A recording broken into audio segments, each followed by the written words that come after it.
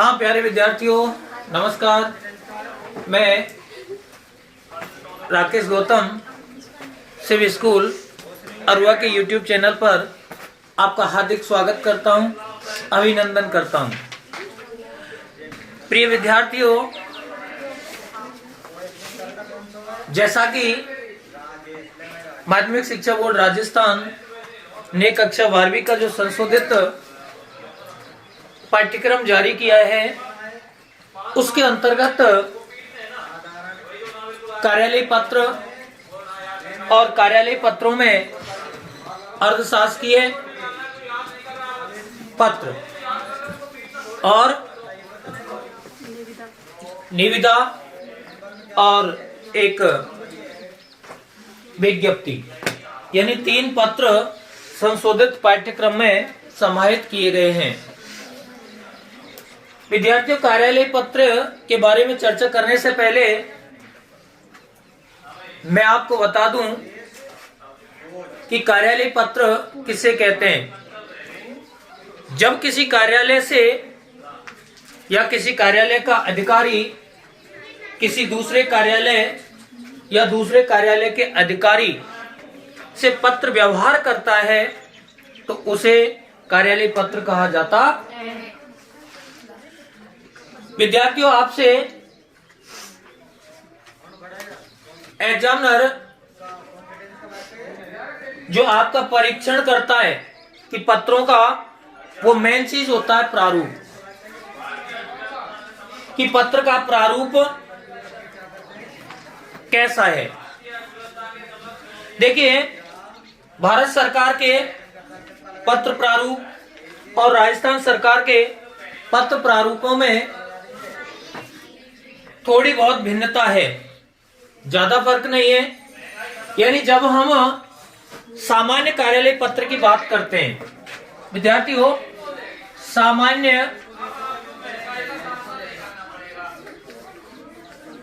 कार्यालय पत्र की यदि हम बात करते हैं तो सबसे पहले बीचों बीच में उस कार्यालय का नाम लिखा जाता है जिस कार्यालय से पत्र व्यवहार किया जा रहा है। यानी प्रेषक के कार्यालय का नाम। विद्यार्थियों, सबसे पहले बीचों बीच में प्रेषक यानी पत्र भेजने वाले या लिखने वाले अधिकारी के कार्यालय का नाम लिखा जाता है। मैं सामान्य कार्यालय पत्रों की बात कर रहा हूं। इसके बाद बाईं तरफ यहां पर विद्यार्थियों क्रमांक, इसे पत्रांक भी कहते हैं। क्या कहते हैं? पत्रांक भी कहते हैं। इस जगह पर यानी जो भी कार्यालय पत्र व्यवहार करता है उसका एक डिस्पैच रजिस्टर होता है। उस रजिस्टर में जितने भी पत्र व्यवहार कार्यालय के द्वारा किए गए उनका विवरण रहता है। तो वहां से इस जगह पर क्रमांक डाल दिया जाता है। क्रमांक जो लिखा जाता है, कार्यालय का जो नाम है होता है उसका शॉर्ट में नाम लिख करके आगे यहां सत्र डाल दिया जाता है और सत्र के आगे जो भी हमारा डिस्पैच रजिस्टर में जो क्रमांक आता है उसको यहां लिख दिया जाता है। बिल्कुल इसके सामने यहां पर विद्यार्थियों जिस दिन पत्र लिखा गया उस दिन की तारीख लिखी जाती है। तारीख लिखते वक्त ध्यान रखना चाहिए कि जैसे आज 13 तारीख है, महीना कौन सा है? दूसरा, 13 फरवरी 2021। यानी जब भी आप महीने का नाम लिखें तो विद्यार्थियों आपको पूरा लिखना होगा। यदि आप इस तारीख को इस तरह से लिखते हैं तो ये तरीका गलत है, क्योंकि जो पत्रों के प्रारूप होते हैं वो भाषा विभाग के द्वारा जारी किए जाते हैं। तो भाषा विभाग के द्वारा जो पत्रों का प्रारूप जारी किया गया उसमें जो दिनांक लिखी जाती है यानी तारीख तो अंकों में और महीने का नाम शब्दों में पूरा लिखना होता है। इसके बाद जब हम तारीख लिख देते हैं तो विद्यार्थियों पूर्ण विराम लगाना आप ना भूलें। आपको क्या करना है? पूर्ण विराम लगाना है। इसके बाद देखिए विद्यार्थियों, यहां पर प्रेषिति का मतलब समझते हो? पत्र प्राप्त करने वाला। या तो आप प्रेषिति लिखें, अगर प्रेषिति ना लिखें तो दूसरा शब्द आप सेवा में ये भी लिख सकते हैं। इसके बाद इस जगह पर श्रीमान लिख करके जिस अधिकारी के लिए हम पत्र व्यवहार कर रहे हैं उस अधिकारी के पद का नाम आएगा। अधिकारी के पद का नाम आएगा, यानी जिस अधिकारी को पत्र भेजा जा रहा है उस अधिकारी के पद का नाम इस पंक्ति में आ जाएगा। इसके बाद विद्यार्थियों यहां पर कॉमा लगा देंगे। यहां पर जिस अधिकारी को पत्र लिखा गया उस अधिकारी के कार्यालय का नाम लिखेंगे। क्या लिखेंगे? कार्यालय का नाम। ये कौन से कार्यालय का नाम है? उस अधिकारी के कार्यालय का नाम है जिस अधिकारी को हमने पत्र लिखा था। इसके बाद तीसरी लाइन में कार्यालय का स्थान, यानी किस स्थान पर वो कार्यालय स्थित है, यानी उस शहर का नाम यहां पर लिख देंगे। और उस शहर का नाम लिख करके कार्यालय का यहां क्या लिखेंगे? कार्यालय का स्थान। इसके बाद विद्यार्थियों आपको पूर्ण विराम लगाना होगा।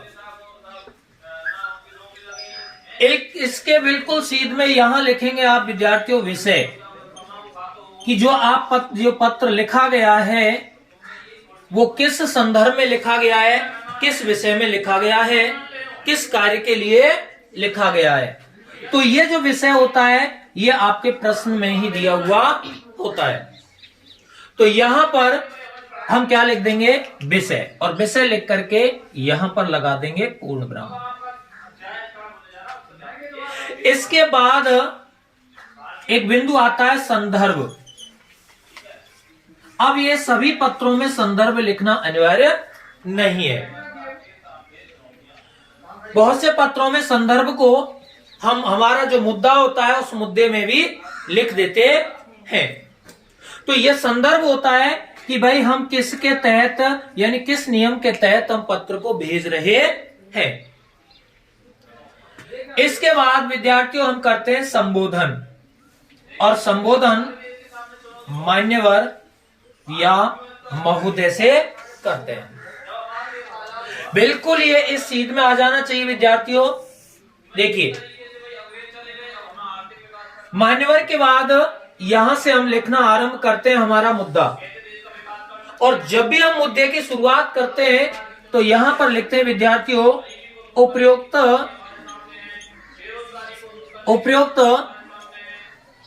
विषयांतर्गत निवेदन है कि। इसके बाद हम हमारे मुद्दे को लिखते चले जाते हैं। और अगली जब लाइन आएगी तो ये लाइन ध्यान रखना, ये लाइन यहीं से लिखी जाएगी। अंत में हमारा जब मुद्दा पूरा हो जाता है तो मुद्दे के बाद विद्यार्थियों नीचे यहां पर लिख देते हैं सादर, और सादर लिख करके विस्मयादिबोधक चिन्ह लगाएंगे। इसके बाद यहां लिखा जाता है, यानी दाईं तरफ, नीचे ही नीचे दाईं तरफ लिखेंगे हम भवदीय। कौन सी साइड में? दाईं तरफ, और नीचे ही नीचे भवदीय, और भवदीय के नीचे होते हैं हस्ताक्षर। क्या होते हैं? ये हस्ताक्षर जो भी अधिकारी पत्र लिख रहा है उसके हस्ताक्षर होते हैं यहां पर। इसके बाद हस्ताक्षर के नीचे जिस कार्यालय के अधिकारी के द्वारा पत्र लिखा जा रहा है, उस कार्यालय के जो पत्र लिखने वाला जो अधिकारी है उसका क्या आ जाएगा? यहां पर पद नाम, और पदनाम के नीचे आ जाएगा कार्यालय का नाम। क्या आ जाएगा? देखो इसे यहां समझो, इस जगह पे समझिए, यानी बाईं तरफ नीचे ही नीचे क्या लिखा था? भवदीय। क्या लिखा? और भवदीय के नीचे यहां पर होते हैं हस्ताक्षर। क्या होते हैं? हस्ताक्षर। ठीक है, यहां पर पद का नाम आ जाता है, पत्र लिखने वाले अधिकारी का पद का नाम आ जाता है, और इसके नीचे कार्यालय का नाम आता है। क्या आता है? कार्यालय का नाम आ जाता है। इसके बाद विद्यार्थियों, कुछ पत्र ऐसे होते हैं जिनके साथ हमें कुछ संलग्न करना पड़ता है, यानी कोई और सामग्री हमें भेजनी होती है। तो जो सामग्री हम उसके साथ भेज रहे हैं, तो उसको दाईं तरफ, यानी नीचे किधर? ये दाईं तरफ, यहां लिख देते हैं संलग्न। क्या लिख देते हैं? और इस संलग्न के नीचे क्रम वाइज हम इस पत्र के साथ क्या क्या भेज रहे हैं उनका विवरण लिख दिया जाता है। इसके तुरंत बाद विद्यार्थियों, कभी कभी ऐसा होता है कि इस पत्र की सूचना और अधिकारियों को भी देनी होती है।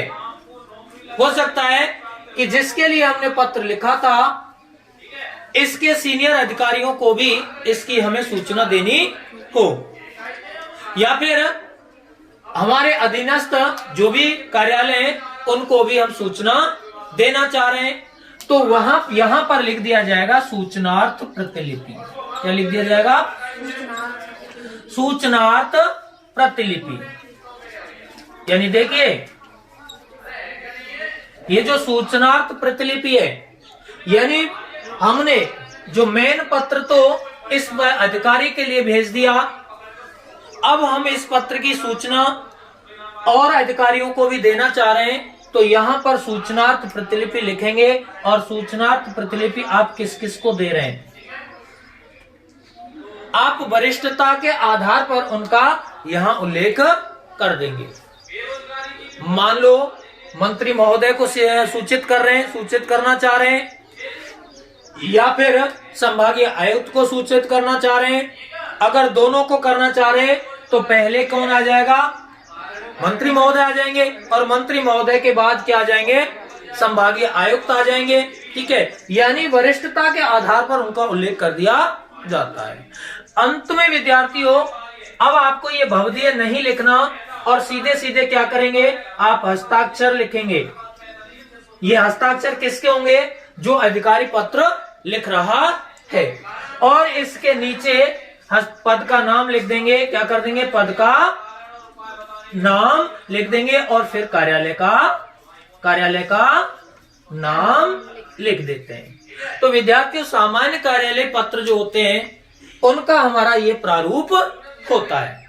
अब देखिए, एक सामान्य कार्यालय पत्र हम लिखकर देखते हैं।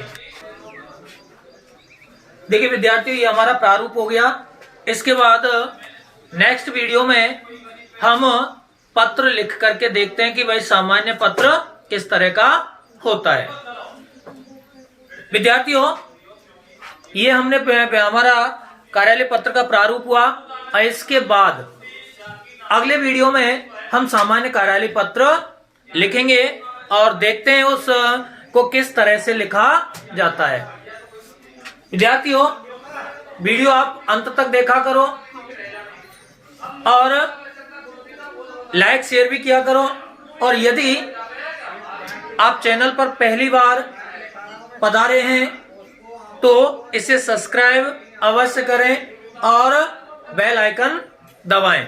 इससे आपको फायदा होगा कि जब भी हमारा कोई वीडियो डलेगा तो उसका नोटिफिकेशन आप तक पहुंच जाएगा। तो अगला नेक्स्ट वीडियो हम कल डालेंगे।